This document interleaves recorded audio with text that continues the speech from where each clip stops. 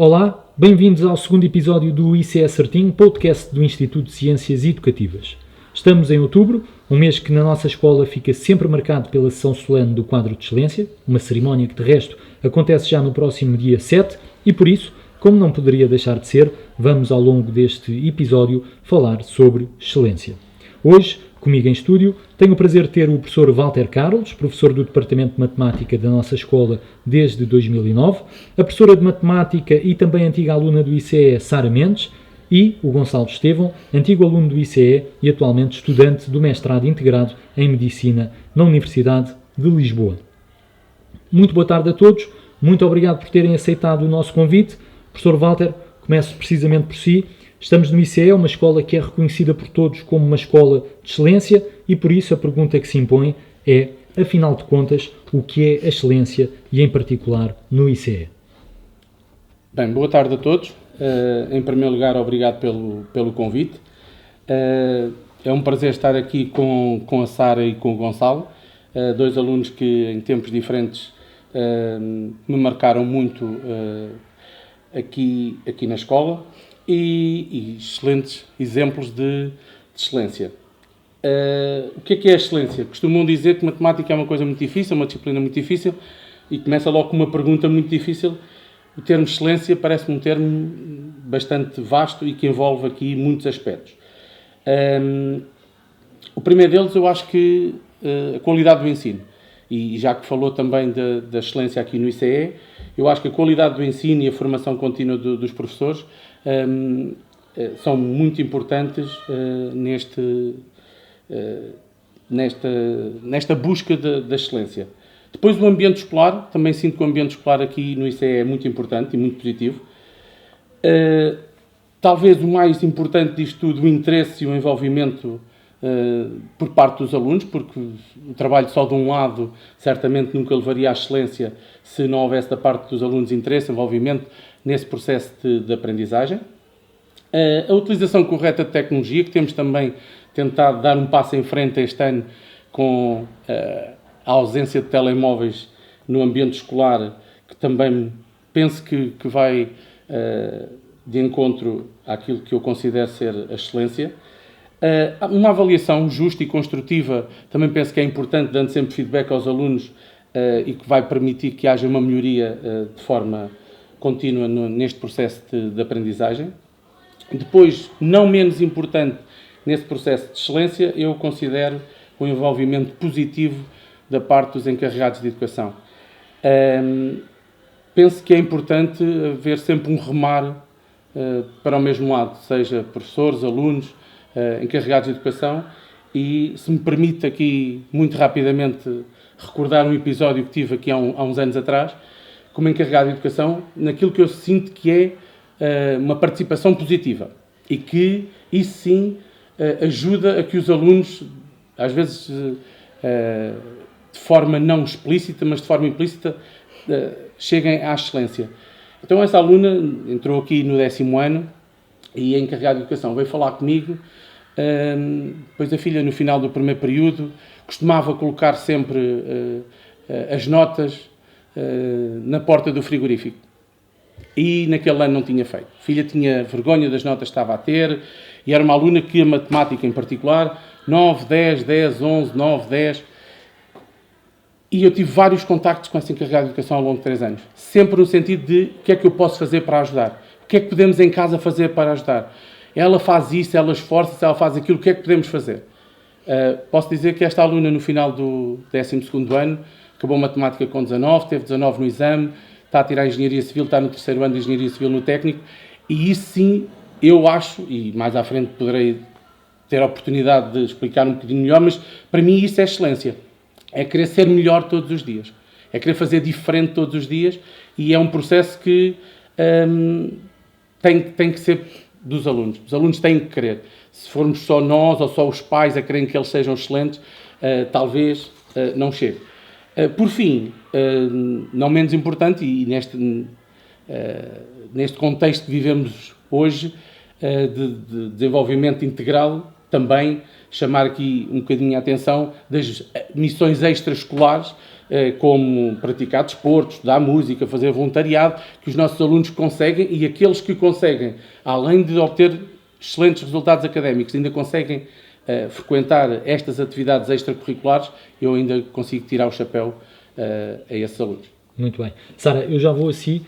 Gonçalo, eu não sei se o Gonçalo era aluno de colocar as notas no frigorífico, como este caso que o professor Walter nos trouxe, mas sei que era um aluno efetivamente de excelência. E queria lhe perguntar se tiver que identificar os principais motivos que o levaram a ser um aluno de excelência no ICE e olhando para dentro, para o ambiente escolar, o que é que destacaria? Boa tarde a todos.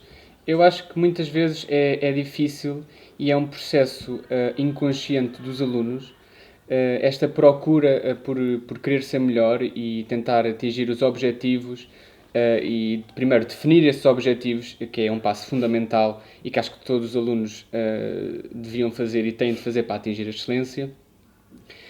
Mas muitas vezes é um resultado que nós não nos apercebemos, a não ser muito mais tarde, um resultado do que o professor Walter também estava a referir, do ambiente familiar, do contexto familiar e da forma como a nossa família nos ensina a abordar a escola e a abordar as dificuldades que apresentam, também a forma como os professores apresentam, por um lado, essas dificuldades, mas também nos ajudam a conseguir resolver e encontrar formas de resolver, que acho que é o mais importante, as dificuldades que vamos encontrando e portanto, muitas vezes são pequenas coisas que nos influenciam ao longo do tempo e acho que não se... aliados a uma vontade óbvia, que o professor Walter também referiu e que é fundamental neste processo, que é a vontade do aluno de querer ser excelente. Porque se o aluno não quiser ser excelente, não vai ter performance escolar, não vai conseguir atingir os seus objetivos e, portanto, acho que é um fator fundamental aliado a essas variáveis muitas vezes imperceptíveis para nós enquanto estamos a estudar, mas que são igualmente importantes e que no final do dia nos ajudam a atingir essa excelência que nós ambicionamos. Sara, a Sara, enquanto professora, mas antiga aluna, tem aqui um papel ambivalente e duplo que lhe dá uma visão das duas perspectivas. E o Gonçalo referia que, de facto, os professores têm também um papel fundamental nos alunos, pese embora, se um aluno não quiser lutar pela excelência, dificilmente atingirá esse nível. E por isso a pergunta que lhe trago é, basicamente, passando pelos dois papéis, eu pergunto-lhe, o peso da excelência é igual para um aluno e para um professor? Ou seja, pesa mais formar para a excelência ou ter que ser um aluno de excelência no ICE? Então, antes de mais, boa tarde a todos. É assim, como aluna, nunca senti que fosse pressionada de maneira nenhuma a chegar à excelência, pelo contrário, entrei no ICE no meu 5º ano, saí no 12º e senti sempre o apoio por parte dos professores para me ajudar a ser sempre melhor. Mas a verdade é que, no meu caso, na minha situação específica, só quando entrei no secundário que eu decidi que eu queria ser uma aluna de excelência e foi aí que, apesar de ter tido o apoio desde o início, foi no meu secundário que eu decidi, ok, eu vou conseguir, e com o apoio dos meus professores, lá está, desde o 5º ano, mas depois no secundário foi crucial, é que eu consegui então atingir essa excelência. Hoje em dia, como professora, tento passar aos meus alunos tudo o que aprendi aqui, todos os valores que me ensinaram aqui e tento ajudá-los a chegarem a essa excelência, mas lá está, como tanto o Gonçalo como o professor Walter já disseram, se não partir dos nossos alunos, nós sozinhos não conseguimos lá chegar, mas estamos sempre aqui disponíveis para ajudá-los a chegar a essa excelência. Professor Walter, há pouco interrompiu, queria acrescentar algo aqui ao testemunho do Gonçalo e da Sara? Queria acrescentar que há aqui neste processo, para mim, três aspectos que são fundamentais. Portanto, e que têm que partir, obviamente, do aluno. Motivação, brio e disciplina. E eu costumo utilizar estas palavras muitas vezes nas aulas e nem sempre há motivação. E nem sempre, eu às vezes pergunto aos alunos, se estiverem a jogar um jogo de computador, se apanharem um nível difícil às 2 da manhã, se continuam ou se desligam o computador. A resposta deles é que continuam.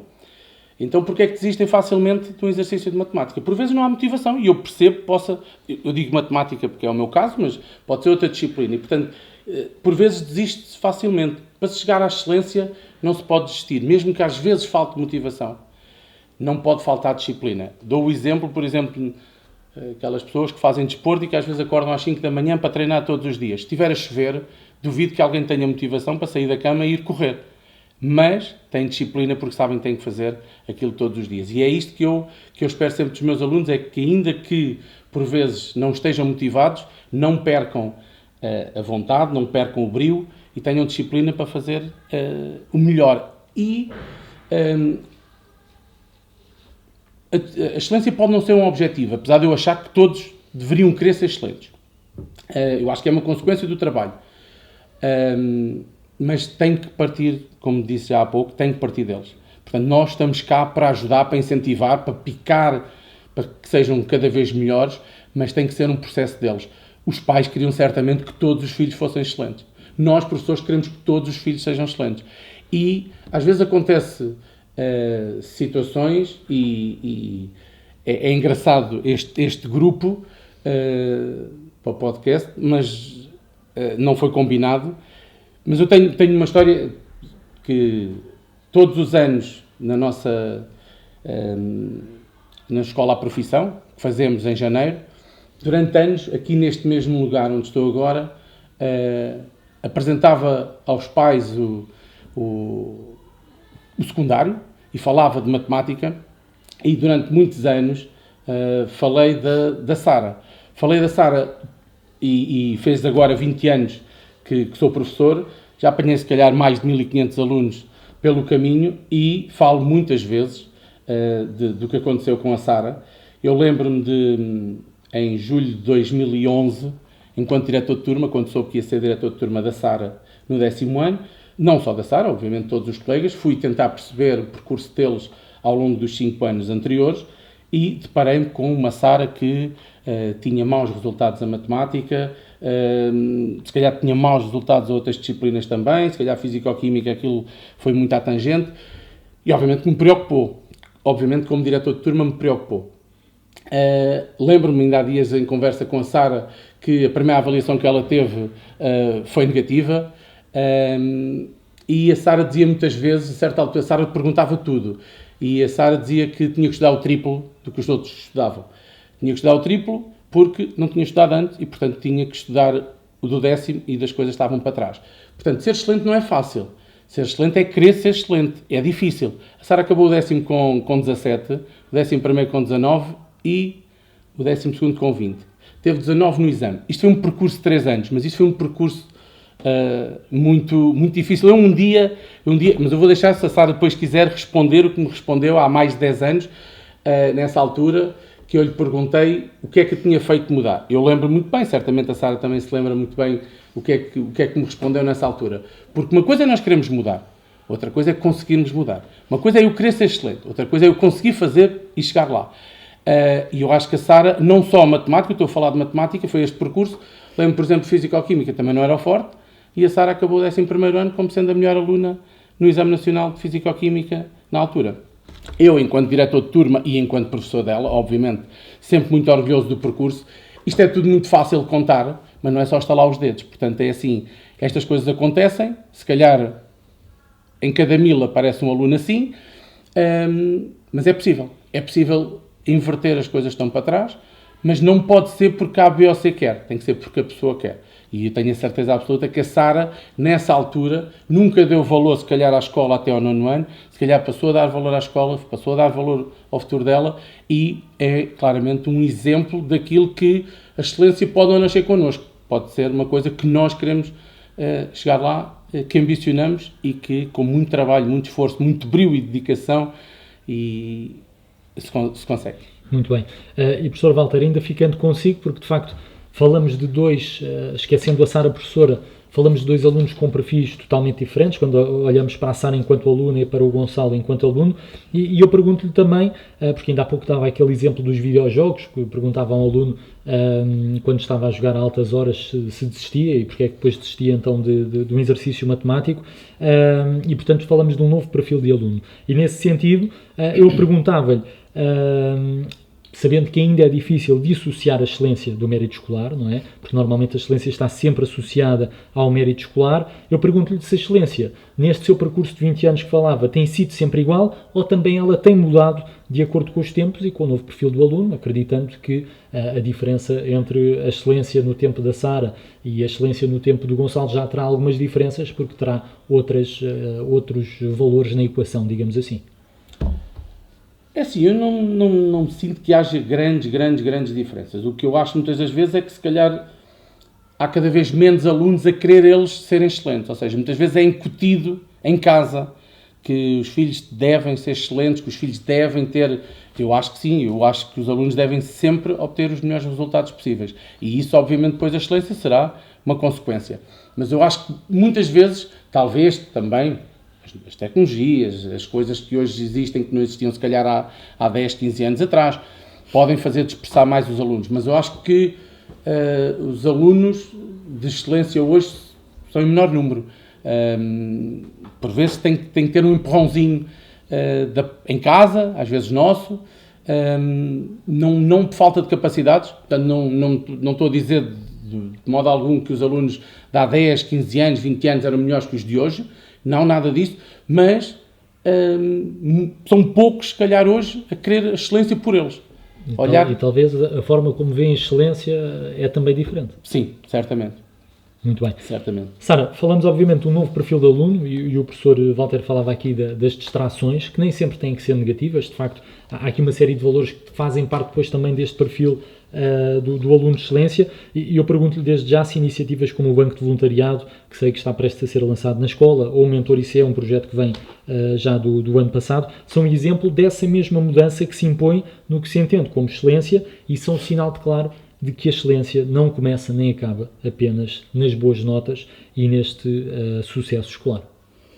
Sim, eu acho que as notas são um complemento, é uma parte importante, eles quererem sempre mais e melhor, mas eu acho que passa muito também pela atitude enquanto pessoa, enquanto a relação com os colegas, a relação com os professores, as atitudes dentro e fora da sala de aula. Eu acho que isso tudo junto cria os nossos alunos e cria a excelência dos nossos alunos. Portanto, eu acho que essas iniciativas são uma mais-valia para ajudar aos nossos alunos também a atingirem essa excelência. Gonçalo, e precisamente aproveitando aqui esta deixa, o professor Walter falou também aqui há pouco de um aluno que é focado e disciplinado, mas que depois também tem vida para lá deste foco e desta disciplina, portanto que vai para além das notas. Sei que a música é um dos teus hobbies, das tuas paixões, e questiono de que forma é que estes hobbies assumiram também eles um papel fundamental no teu crescimento ou desenvolvimento, ajudando muitas vezes até a encontrar o equilíbrio necessário entre a pressão da escola e as outras áreas da vida que são igualmente importantes. A música para mim sempre foi uma forma de escape. Agora na faculdade é um bocadinho diferente, porque se calhar esse escape que eu preciso é mais relacionado com o tempo que eu tenho de estar focado num determinado assunto. Mas acho que durante o ensino secundário, durante todo o percurso escolar, acho que hobbies como a música, mas também desporto e os restantes, os mais variados que existem, acho que ajudam o aluno, tanto o aluno excelente como o aluno não excelente, mas acho que especialmente o aluno excelente consegue retirar muitas vantagens desta repartição de tempo que faz entre a escola e os outros hobbies que tem. Isto porque não só ajudam-nos a ter uma melhor distribuição a nível temporal, portanto conseguem fazer uma calendarização melhor do que é que têm para fazer, do tempo que têm para fazer, quando é que precisam de fazer o que têm para fazer, porque muitas vezes se não tivermos esses hobbies vamos acabar por ir atrasando e torna-se muito difícil depois conseguir evoluir a nível escolar com este comportamento. Mas acho que o hobby também nos ajuda. É mais um ambiente onde conseguimos socializar e onde muitas vezes conseguimos arranjar não só amigos, mas também colegas que nos ajudam nesses hobbies, mas na parte escolar também. E foi na música que eu também encontrei colegas com quem discutia muitas vezes temas escolares, incluindo a matemática, e foi lá que fora do ambiente escolar muitas vezes é mais fácil temos este desenvolvimento e que é um desenvolvimento acompanhado por outros colegas que estão a sofrer os mesmos problemas e que nos conseguem ajudar a solucionar os problemas que nós encontramos e que muitas vezes pensamos que são só nossos e que são os problemas que só nós encontramos e que não vamos conseguir resolver os problemas.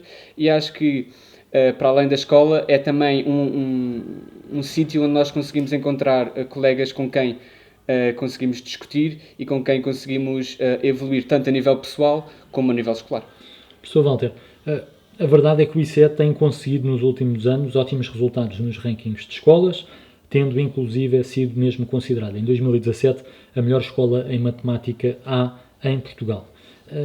Questiono o que está por trás de resultados como estes e que aluno é este que, como o Gonçalo, atinge este nível, fazendo parte do quadro de excelência durante todos os anos da sua permanência na nossa escola?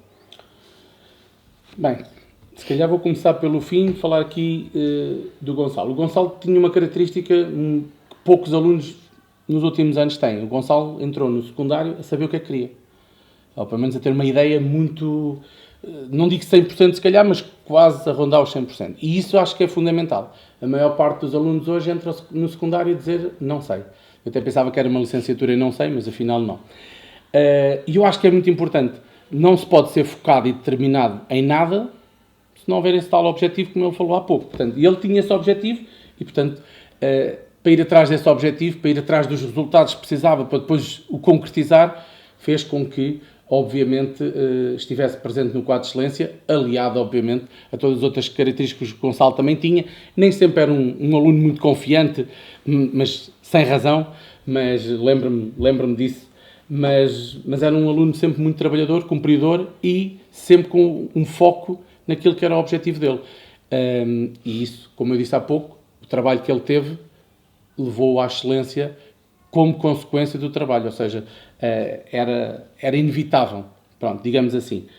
Os resultados que nós conseguimos, eu tenho a certeza absoluta que sou muito chato com os meus alunos. Para mim, eu quero que os meus alunos sejam sempre excelentes, quero que os meus alunos sejam sempre os melhores, quero que os meus alunos trabalhem para serem os melhores. E isso fez com que nos últimos 11 anos tivéssemos tido resultados. Este foi o melhor em 2017. Em 2016 ficamos em 6º lugar e como melhor escola do Distrito de Lisboa. Ficamos em 4º lugar em 2013 e ficamos mais recentemente em 2019 em 5º lugar. Depois veio a Covid e, portanto, os rankings ficaram desvirtuados porque os alunos não eram obrigados a fazer exames. Portanto, este trabalho é um trabalho que é feito ao longo dos 3 anos. É um trabalho que custa, é um trabalho que custa-me muito a mim, mas também custa muito aos alunos. Eu tenho essa noção. Eu tenho a noção de que os resultados são eles que fazem as provas. Portanto, é assim, eu há pouco falei da Sara. No trabalho que eu tive com a Sara, certamente eu tive para aí 2, 3, 4, 5% de culpa nisso, mas o resto foi dela. Portanto, eu posso fazer o mesmo trabalho, eu estou disponível para fazer o mesmo trabalho. Nós, na escola, estamos disponíveis, mas é preciso os alunos também quererem. Portanto, como eu costumo dizer, no secundário nós não podemos andar atrás deles, mas estamos sempre disponíveis para os ajudar a ser cada vez melhores.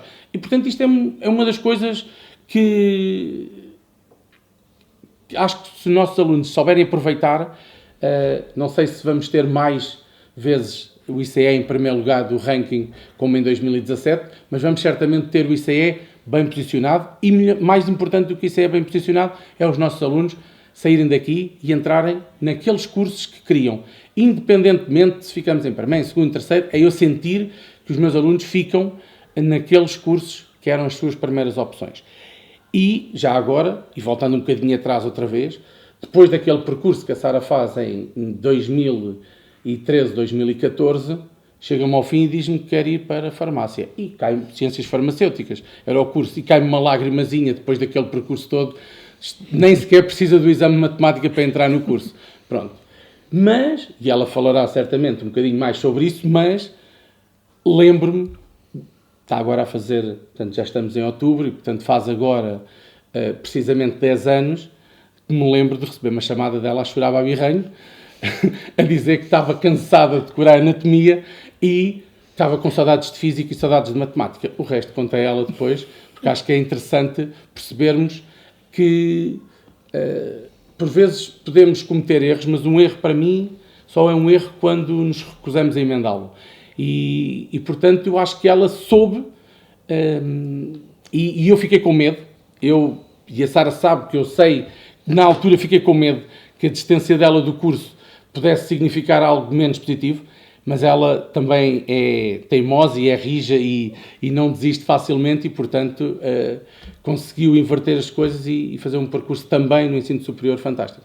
Muito bem. Gonçalo, há pouco o professor Walter falava dos alunos e que, de facto, é duro para os professores, mas tendo também a noção que é duro para os alunos e muitas vezes, se calhar, essa equação até é menos valorizada, muitas vezes com a pressão familiar que os professores não conhecem, não estão a par, mas a verdade é que, efetivamente, os alunos estão cada vez mais sob pressão, nem que seja, no teu caso específico, enquanto estudante de medicina, um dos cursos com a média mais elevada do país, e, portanto, foste obrigado também, assim que definiste o teu objetivo, a ter uma excelente média e as boas notas eram, obviamente, uma obrigatoriedade.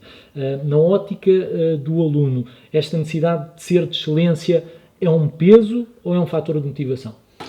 Eu acho que precisa de ser os dois.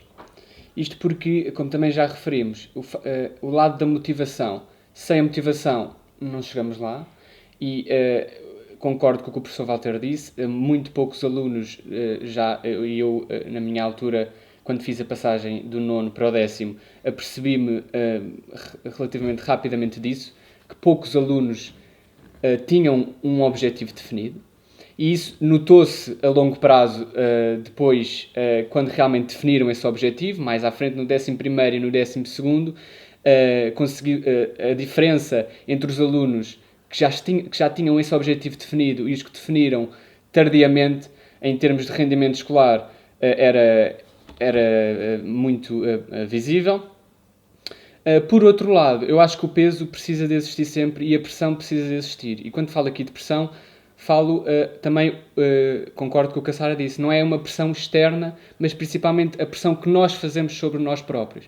Porque se nós queremos atingir um objetivo, se nós temos um objetivo ou um curso ou uma média para atingir, temos sempre uma pressão inerente que, por um lado, nos faz manter os pés no chão e, portanto, independentemente dos resultados positivos que tenhamos ao longo do tempo, eu acho que nos permite ter noção que não podemos abrandar, que obviamente que temos de abordar a escola e o ensino secundário, tanto o ensino superior como o ensino secundário, com calma, mas que não nos podemos desleixar. Mas acho que também nos abre os olhos quando temos um resultado menos positivo. Acho que nos permite refletir sobre o que fizemos mal, acho que nos permite perceber o que é que podemos melhorar na abordagem que nós estamos a ter na escola, e acho que isto também é um processo que se calhar se refina depois no ensino superior. Mas acho que é muito importante manter este equilíbrio entre a pressão que nós fazemos sobre nós próprios, mas ao mesmo tempo o objetivo que nós queremos alcançar. E o professor Walter referiu há bocado, eu se calhar não sou o melhor exemplo disto, eu sou um bocadinho ansioso, sofria um bocadinho com a pressão que eu metia sobre mim próprio, é difícil para um aluno, numa fase inicial, que é o secundário, porque é uma fase inicial, em termos de percepção do que nós temos de fazer em termos e como temos de abordar o ensino, acho que é difícil para um aluno conseguir lidar com a pressão que ele mete sobre si próprio. Mas acho que, e aí é onde entram os fatores externos, onde entram os professores. A mim ajudaram muito os professores e eu não vou nomear porque de certeza que me ia esquecer de algum e não confio na minha memória. E, portanto, os professores, a família, os colegas, muitas vezes os colegas ajudam-nos, temos uma dificuldade e acho que a matemática é o exemplo perfeito disso. Foram muitas noites, principalmente no meu 11º e no 12º, que eu passei a trocar mensagens com os meus colegas de fotos. Eu fiz isto, não consegui, não resultou, não consegui chegar ao resultado, o que é que tu fizeste, tentar comparar resultados, comparar formas de conseguir atingir o mesmo resultado. Muitas vezes eu fiz isto, mas eu fiz isto, chegámos ao mesmo resultado, tentar perceber qual é que é a forma mais fácil, qual é que é se calhar, e ficamos com estas duas abordagens e que depois nos ajudam num exame, por exemplo, onde nós não conseguimos atingir, mas lembramos-nos de uma abordagem que um colega teve, que não foi a que nós tivemos, mas que ali serve perfeitamente e que nos ajuda a alcançar e a resolver aquele exercício. E, portanto, a pressão é muitas vezes completamente overwhelming para os alunos, mas acho que os fatores externos aqui são muito importantes neste processo.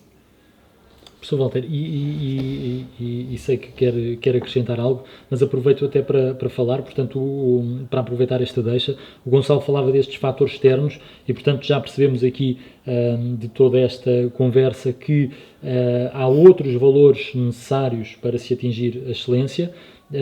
E aproveitando para lhe passar a palavra para acrescentar aquilo que quer acrescentar, questiono se ainda assim, e neste ambiente macro, há espaço para falhar quando se fala de um aluno de excelência. Bem, então já lhe vou responder, mas queria só acrescentar aqui duas coisas. Primeiro, ficamos agora a saber, portanto, vai ser público, que eu tiro noites aos alunos, discutem 11º, 12º, o 10º deve ter sido mais fofinho, mas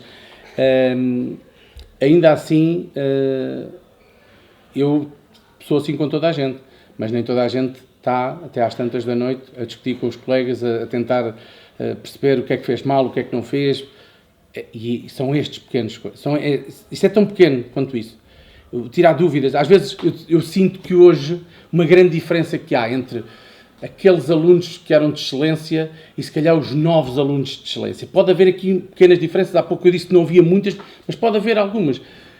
Os alunos eram mais humildes de chegar ao pé e perguntar, não sei, não consegui, não resolvi este, não resolvi o outro. Os melhores alunos que eu tive aqui, foram os alunos que mais dúvidas tiravam.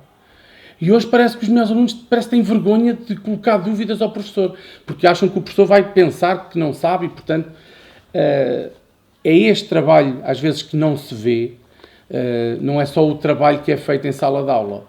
O trabalho que é feito em sala de aula é só um bocadinho, 3 vezes por semana, no 12º, 5 vezes por semana, mas é uma parte daquilo que se tem que fazer para se conseguir ambicionar voos mais altos. E é o que o Gonçalo diz. Muitos colegas não tinham objetivos, foram traçando objetivos só lá mais à frente. Nessa altura, se calhar, os números, se tivessem trabalhado antes, se calhar tinham conseguido traçar outro tipo de objetivos. Naquela altura, já foi os que foram possíveis. Portanto, eu acho que é muito importante para quem quer ser excelente, pelo menos começar desde cedo, tentar desde cedo, aceitar ajuda, não achar que já sabe tudo, seja na parte escolar, seja, dar aqui 2 ou 3 exemplos. Eu podia chegar ao pé do Gonçalo e dizer assim, Gonçalo, a partir das 10 deita-te, pá, tu tens tempo, trabalhas tarde, não precisas estar até às tantas. E se calhar o Gonçalo podia refletir e dizer assim, ok, se calhar tenho que dormir mais, eu acordo cedo, se calhar preciso, tenho as tardes livres no 12º, se calhar outros alunos poderiam não ouvir isso. Os alunos têm que ouvir mais, ou seja, há 2 tipos de motivação. A intrínseca, mas a motivação extrínseca é muito importante. E quando os adultos falam, eu acho que às vezes há ainda uma certa resistência que é, eu não vou fazer porque ele está a dizer, eu não vou fazer o que ele está a dizer. Não, eu costumo dizer aos alunos que só estou contra eles na sala de aula. Estou de frente para eles, contra aqui no sentido de estar de frente. De resto, estou sempre no mesmo barco. Se calhar é por isso, tenho medo que o barco afunde, mas ainda assim, a ideia é, eu estou sempre com eles. Nós temos um exame e nós temos exame no dia 30. Eles estão dentro da sala, eu estou noutra, mas nós temos. E, portanto, eu acho que é o também vivermos muito isto, o tentarmos, a excelência dos nossos alunos, entre aspas, é para nós um fator de contentamento e de satisfação. E, portanto, portanto, percebendo que, e Sara, passo para si, percebendo que, acreditando que terá sido uma aluna que terá colocado muitas dúvidas com as dificuldades que teve, assumindo que o não saber fazer, ou a dúvida ou o erro, fazem parte deste processo de excelência passa também por aí e também, aproveito para ligar as duas questões, e também percebendo que há espaço num percurso de excelência para a qualquer momento ter que mudar de direção e reconhecer que aquele caminho não é o mais indicado. Sente de alguma maneira isso enquanto antiga aluna e agora como professora? É assim, eu ao contrário do Gonçalo, quando cheguei ao 10º ano, quando me perguntaram o que é que eu queria ser, lembro-me de ter dito que queria ser educadora de infância. Não tinha, aquilo foi a resposta na altura que me saiu, não tinha o meu trajeto definido. Eu sei que entrei no 10º ano com o objetivo de ser o melhor que eu conseguisse. E foi para isso que eu trabalhei até ao último dia do 12º ano. E na altura das escolhas, eu não tinha a certeza de nada, eu não sabia muito bem aquilo que queria e a verdade é que eu fiz uma escolha errada. Eu escolhi Ciências Farmacêuticas, foi a minha primeira opção. Entrei, tive lá umas semanas, se calhar não chegou a um mês, e eu percebi logo que aquilo não tinha nada a ver com o que eu gostava e desisti. Não foi uma decisão fácil, foi rápida porque eu percebi cedo que aquilo não tinha nada a ver com o que eu queria, mas não foi fácil assumir que tinha tomado a decisão errada, mas está tudo bem, desisti, tive um ano parada, um ano em que se calhar ninguém acreditava que eu ia voltar a entrar no outro curso. Passado um ano entrei em Matemática Aplicada, fiz o meu curso em Matemática Aplicada, o meu mestrado, hoje em dia estou aqui, portanto não acho que o errar seja mau. Eu precisei se calhar de ir para Ciências Farmacêuticas para perceber que aquele não era o caminho e está tudo certo. Agora, a questão de entrarmos sem um objetivo definido, quero chegar ao 12º ano e seguir aquilo, faz com que, das duas uma, ou nós trabalhamos sempre o melhor para que no 12º ano tenhamos margem de escolha, ou então só a meio do secundário é que vamos definir o nosso objetivo, se calhar vai ser tarde, porque conta a partir do primeiro dia do 10º ano, tudo o que nós façamos desde aí. E sobre esta questão da falha, o que eu gostava de mencionar que ao longo do meu trajeto, obviamente que é impossível ter sempre o resultado que nós queremos, tanto nos testes como em termos de avaliação em geral.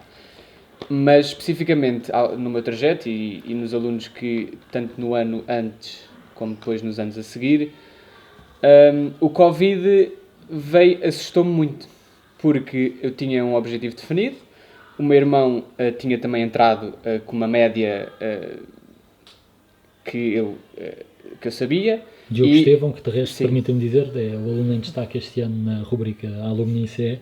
Sim, e que ou seja, o objetivo não é bem a nota, mas é também.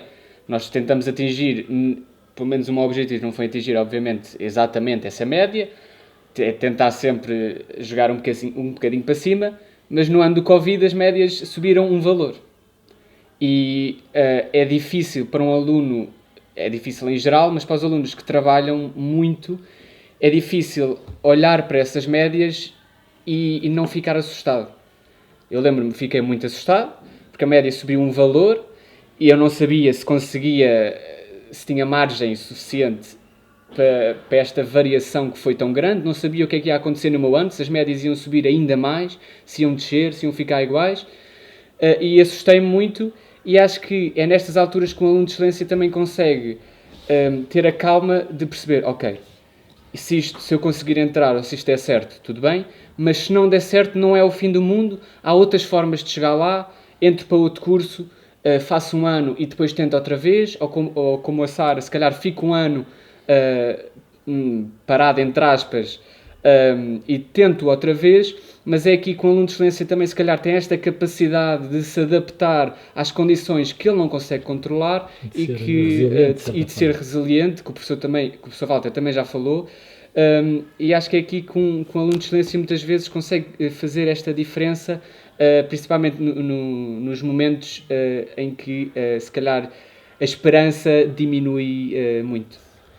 Pegando aqui nisto que o Gonçalo estava a falar, do Covid, portanto faz-me recuar aqui 4 anos, e há 4 anos eu era professor do Gonçalo no 12º ano, mas infelizmente não fiz o primeiro período porque tinha tinha estado com Covid durante o mês de agosto.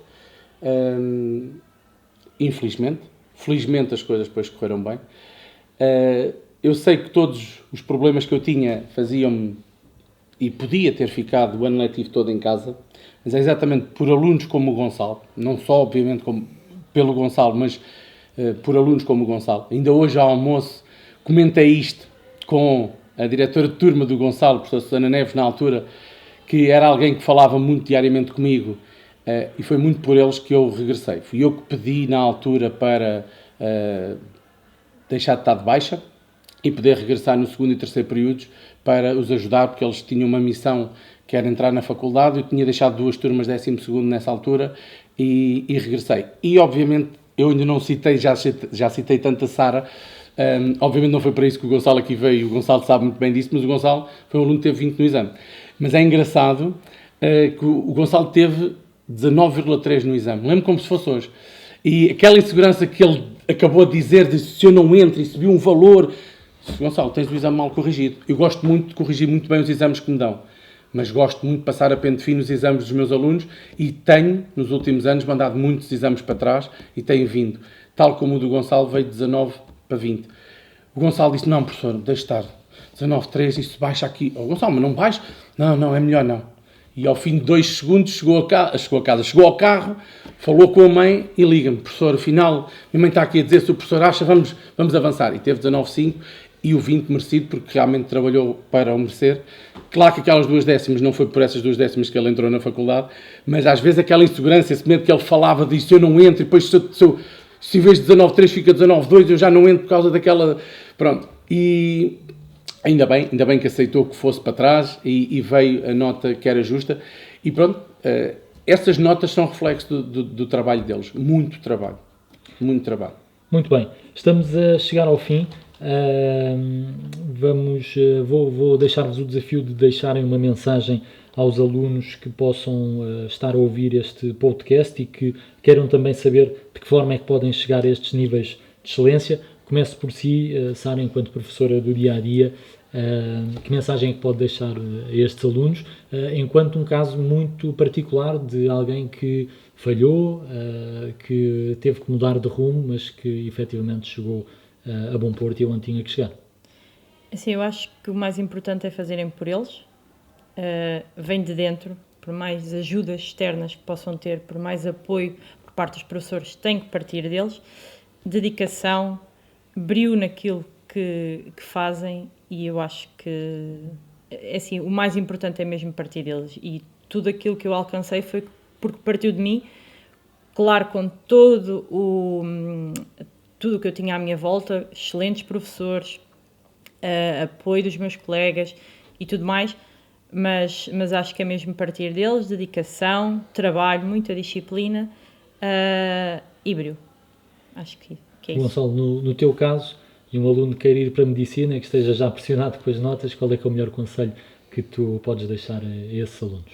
Eu aqui concordo totalmente com a Sara. Eu acho que, para além disso, o aluno também tem de ser capaz de conseguir, às vezes, desligar, conseguir não só estar enterrado no que tem para fazer da escola, conseguir, lá está, também fazer o que já falámos, fazer o desporto, outros hobbies, conseguir conciliar, porque um aluno que esteja só focado na escola pode ter os resultados, mas a um longo prazo eu acho que ele próprio vai perceber, principalmente, que não foi de toda a melhor abordagem e que perdeu muita coisa e que até pode ter sido deletério para a sua performance, pode ter tido muito mais dificuldade do que se calhar teria se tivesse outra abordagem, mas acho que sim, acho que a disciplina e o brio são profundamente fundamentais,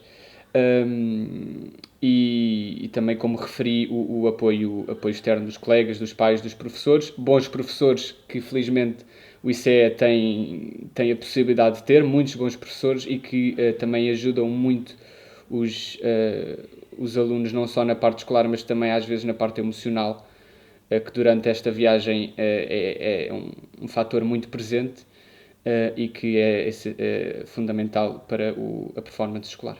Professor Walter, que mensagem deixa para quem quer fazer esta viagem? pego nas palavras do Gonçalo, que fala em viagem. É uma viagem que não é em linha reta, nem sempre é em linha reta.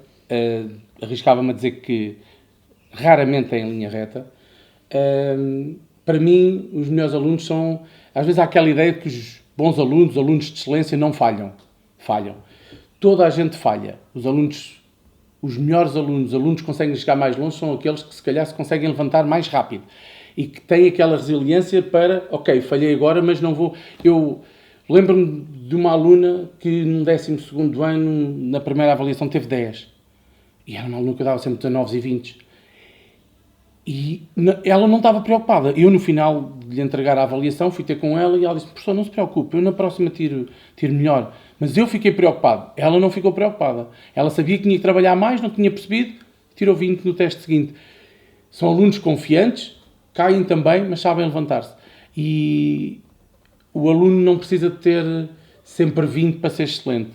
E o Excel ajuda-nos a fazer contas, mas nós estamos cá para combater também o Excel e para ajudar os alunos a concretizar os seus objetivos. E eu acho que os alunos do ICE têm sorte, têm muita coisa que eu disse, no corpo docente, na qualidade do ensino, no ambiente que temos aqui na escola, mas tem que ser eles, tem que ser os alunos a querer. Nós estamos cá para ajudar todos os que queiram ser excelentes. Agora, não há métodos iguais para todos, cada aluno é diferente de um colega, o que resulta com uns pode não resultar com outros, mas é não desistir. Portanto, eu acho que quando se quer ser excelente, a palavra desistir não pode estar no nosso percurso. O erro sim, o desistir nunca. Muito bem. Professor Walter, professora Sara, Gonçalo, muito obrigado aos três pela vossa participação neste episódio. Atrevo-me a dizer que, se dúvidas houvesse, ficaram dissipadas. A excelência é mesmo a arte de ser feliz. Isso é certinho. Chegamos assim ao final do segundo episódio do nosso podcast.